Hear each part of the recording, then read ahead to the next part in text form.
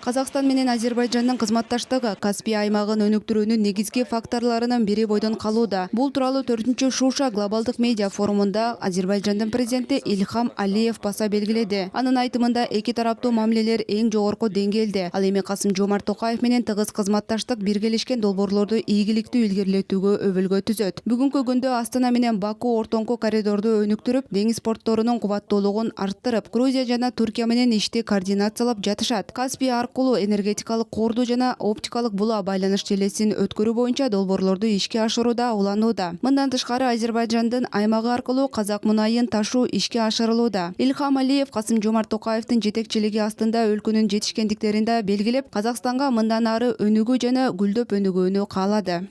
Конечно, наши личные отношения с президентом. Албетте, биздин президент Токаев менен болгон жеке мамилелерибиз эки тараптуу кызматташтыкты жана аймактык өз ара аракеттенүүнү өнүктүрүүдө маанилүү фактор болуп саналат. Биздин күн тартибибиз абдан кенен. Каспий деңизинин карама-каршы жээгинде жайгашкан эки өлкө катары биз абдан тыгыз кызматташып жатабыз. Чынында Казакстан менен Азербайжандын активдүү кызматташтыгысыз биздин аймакта Каспий аймагында транспорттук долбоорлорду ишке ашыруу мүмкүн эмес. В регионе Каспия просто невозможно.